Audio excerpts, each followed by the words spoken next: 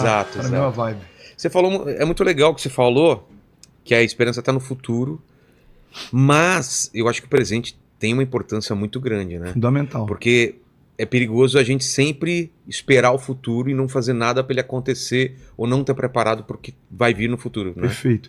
Ô, Vilela, uma das coisas que eu mais amo falar é ansiedade, cara. Ansiedade.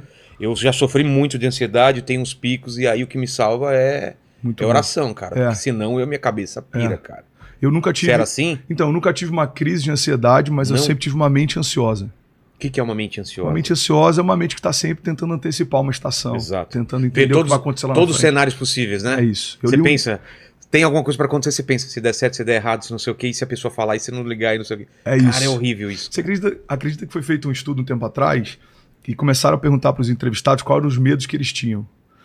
E eles foram acompanhando os entrevistados. 97% dos medos que os entrevistados tinham que acontecesse nunca aconteceram. Ah, tá vendo? 2% aconteceu, mas numa medida muito menor do que eles imaginavam que poderia acontecer. E 1% de fato é o que eles imaginavam que aconteceria. Então, assim, eu lembro que eu li um livro que explodiu minha mente. Pode fazer sentido até para você lidar com essa questão da ansiedade. Qual? O autor ele diz assim: a gente está sempre em busca de um futuro. O problema é que quando aquilo que um dia foi futuro se torna presente, encontra a gente ausente, esperando o próximo futuro chegar. Exato, cara. Então hoje tem coisas que você está vivendo, cara, que há, sei lá, 10 anos atrás, 5 anos atrás, era um futuro desejado. Isso daqui que eu tô vivendo, Isso que você está vivendo aqui. Isso que eu tô vivendo era um futuro que eu imaginava, cara. Pois é. Então, e eu não aproveitar, ou não agradecer isso, é perigoso eu pensar no que vai ser daqui 5 anos e não aproveitar e não ter ideia do que está acontecendo agora, que foi um sonho lá do passado. É muito perigoso, né, cara? É porque existe uma diferença de preocupação com preparação. Pré-ocupação é quando você se ocupa com uma coisa antes dela chegar. Pré-ocupação. A palavra preocupação é uma ocupação prévia, né? Você já está pré-ocupado com algo. Está gastando energia. Você está gastando energia, você está se consumindo. Agora, o preparo é muito diferente. O preparo é quando você se prepara para quando uma estação chegar. E a gente que tem esse desafio de lidar com ansiedade, muitas vezes a gente está preocupado achando que a gente está se preparando. Cara, por que você está preocupado com isso, mano? Não, porque é importante, eu estou me antecipando, eu estou me organizando. Talvez não, talvez você só está se consumindo. Então, eu gosto muito de citar autores porque algumas desses princípios me ajudaram muito a vencer isso, né? Eu lembro de um autor americano que ele diz que a maior crise da nossa jornada de fé é viver à espera de um momento, ao invés de se preparar para quando esse momento chegar. Cara. Então, às vezes, a gente está à espera de algumas coisas e a gente não se prepara para elas. E a gente está ansioso. Por que a gente está ansioso? Porque você está louco para chegar num tempo que você não tem domínio sobre isso, não tem governo sobre isso. Então, uma chave para vencer a ansiedade é você curtir o presente. O passado não existe mais, ele pode ser acessado, mas você não deve habitar lá. O passado é um lugar de memórias, não é um lugar de habitação, não existe mais. Aquela memória não existe mais. E as memórias ruins que te atormentam? Porque tem muita gente que deve te procurar e falar, cara, eu não consigo esquecer o que meu pai me fez, o que meu amigo me fez, o que minha esposa fez, o que meu marido fez. Vilela, eu acho que esse é um dos pontos mais poderosos do Evangelho. Porque é passado, mas porque o Evangelho... o teu presente. Não, total. Cara, a gente é fruto do nosso passado. Mas a gente não precisa ser refém dele. E eu tô falando de coisas simples. Sim. A gente pode falar de coisas mais graves, de um abuso, de alguma coisa que marcou profundamente a pessoa. Sem dúvida. E aí? Cara, eu amo falar sobre isso. Então, primeira coisa que eu queria compartilhar, talvez quem está assistindo a gente pode estar vivendo isso hoje. Exatamente. Não consegue liberar perdão para o pai, não consegue liberar perdão para o marido. Vilela, a gente cuida de casamentos que às vezes o marido falou algo no meio de uma briga, a briga passou no dia seguinte, mas até hoje a mulher carrega uma ferida daquilo que ouviu. Então, assim, às vezes, numa relação de intimidade, foi falado algo que aquilo gera uma ferida. E outra, que por anos a pessoa carrega aquilo. A pessoa, ela sabe exatamente como ferir a outra pessoa. Então, às vezes, ela nem tem atenção. Ela fala aquilo porque ela sabe que vai ferir a pessoa. E depois ela se arrepende. Total. Porque depois você vive muito tempo com uma pessoa, você sabe. Você não vai... Pontos sensíveis. Exatamente. Não, sem dúvida. Então, o que o Evangelho propõe? Primeiro ponto crucial do Evangelho. Quando eu estou em Cristo, as coisas velhas passaram e tudo se fez novo.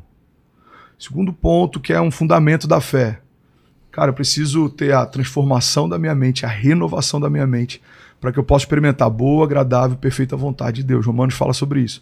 Então, assim, quando você tem um encontro com Jesus, a primeira coisa que a gente precisa fazer é deixar o velho para trás para viver o novo. Às vezes a gente não consegue acessar o novo de Deus porque a gente ainda está preso com uma mágoa, com uma ferida. Eu não estou dizendo que é fácil, mas é possível. Então, quando o evangelho entra na minha história, já não importa mais tanto que tipo de pai eu tive, porque agora eu preciso responder que tipo de pai o meu filho vai ter. Que tipo de líder eu tive? Cara, agora eu preciso construir uma história que está ligada a que tipo de líder o meu liderado vai ter. Então, muita gente para de se preocupar com o que pode construir porque ainda está tentando dar uma resposta ao passado. Eu fiquei 5 anos na América. Pastorei lá, fundamos a igreja de Miami, de Deerfield. Mas qual foi essa história? Por que você foi para lá?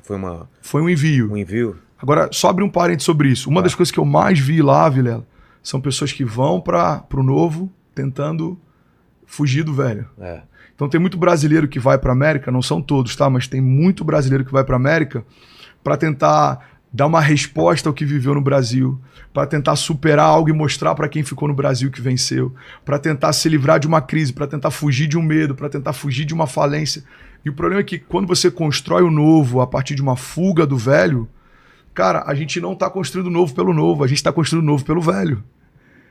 Faz sentido? Tá construindo uma casa em cima de um alicerce zoado, né? É isso. Então, cara, eu vou provar pro meu, eu vou provar pro meu antigo chefe. Os motivos são errados, né? Eu vou provar pro meu antigo líder, eu vou provar pra minha ex-mulher, eu vou provar pra minha ex-namorada que agora eu tô melhor. Irmão, o novo é um presente, Vilela. Todos os dias de misericórdia de Deus se renovam. Você tem um novo dia, você tem uma nova chance, você tem novas oportunidades. Então, não faz sentido a gente viver sempre tentando dar uma resposta. Então, assim, eu tenho feridas do meu passado.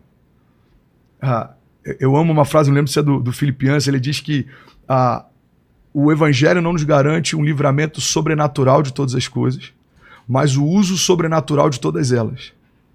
Então, não é porque eu caminho com Jesus que eu estou livre, por exemplo, de enfrentar um câncer, ou de enfrentar uma crise, ou de enfrentar uma traição, ou de enfrentar, sei lá, uma falência, uma perseguição. Agora, o que o evangelho propõe é que, a partir dessas experiências, eu possa usufruir de algo novo. Porque na história bíblica, você pega os heróis da fé, você pega Hebreus 11, Galeria dos Heróis da Fé, você pega os discípulos de Jesus, você pega os homens que marcaram a história nos últimos anos. Cara, toda ferida fechada se torna um ministério aberto.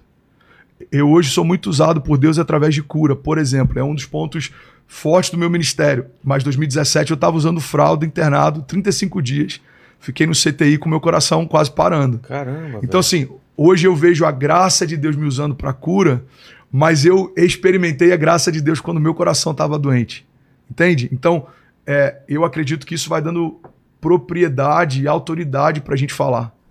Então, eu não estou ali discursando sobre uma coisa que me falaram sobre Jesus. Eu estou falando sobre algo que eu aprendi com Jesus na minha dor. Então, quando eu falo de um Deus que provê, eu lembro quando a minha primeira filha estava sendo gerada, a minha esposa, Kezinha, grávida da Cessi, e a gente estava completamente quebrado de pedir ajuda para fazer compra de comida. Então, eu vi Deus mudar a minha sorte. Quando eu falo de cura, eu vi Deus invadir o leito do meu hospital.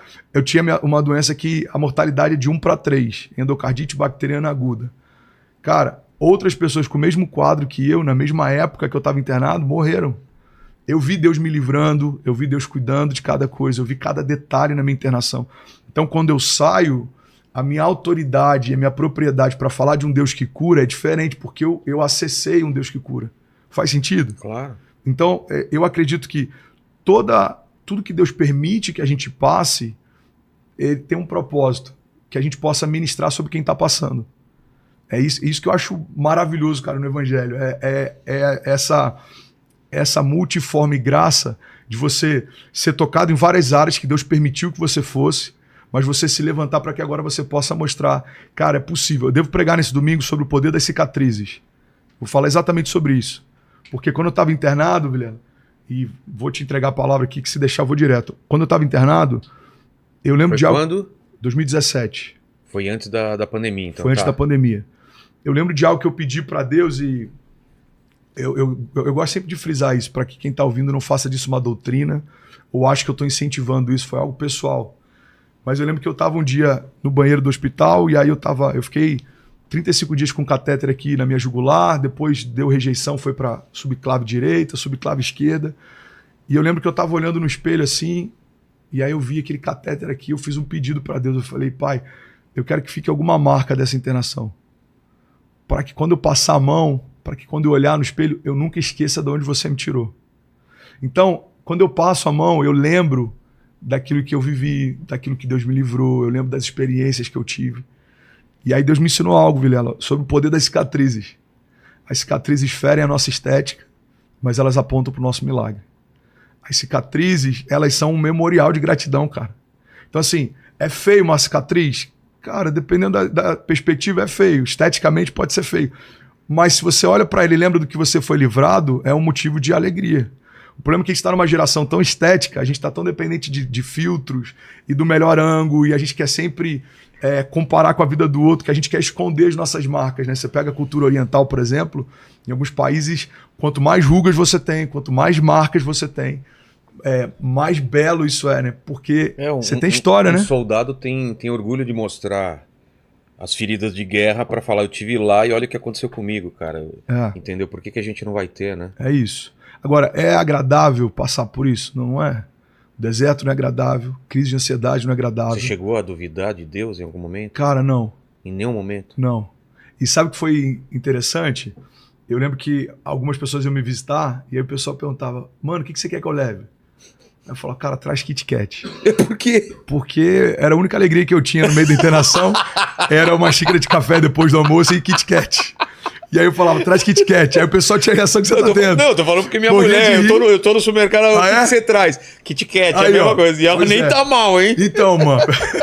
Aí eu falava, não, traz Kit Kat. Cara, não, sério, o que você quer que eu leve? Eu falei, não, eu tô falando sério.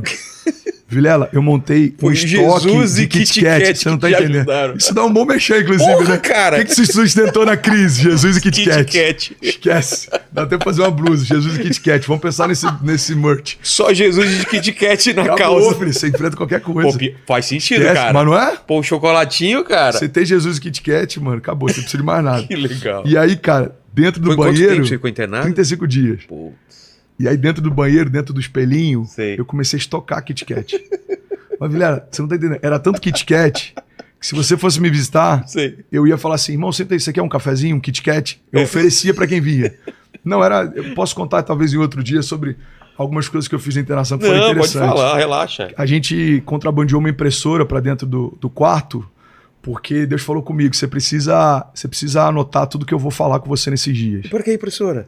Porque eu fiz um home office dentro da minha internação. Ah, você usava o computador. Não tem aquela banquetinha, quando você tá na maca, vem uma mesinha pra comer, sei. Aí eu fechava a tampa do vaso sanitário, eu sentava lá, puxava aquela banquetinha, pra escrever no banheiro? Botava o notebook e eu ia imprimindo os capítulos. Pô. Então as pessoas iam me visitar, eu entregava um capítulo impresso, escrevi ontem de madrugada, vê o que você acha e depois você me dá o feedback. Tá. Isso aqui eu acho que não faz tanto sentido com o parágrafo anterior. Cara, isso aqui me impactou muito, esse testemunho é incrível. Então eu escrevi um livro inteiro durante a minha internação, que se chama 3 Dias no Barco.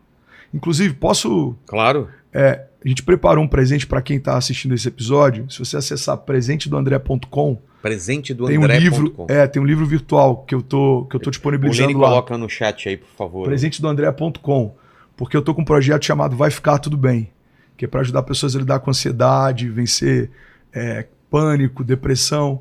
Então, eu tô com alguns capítulos disponíveis nesse livro virtual, presentedoandré.com. E aí, eu escrevi um livro inteiro sobre um Deus que cura e sobre solitude, e sobre lugar secreto na minha internação.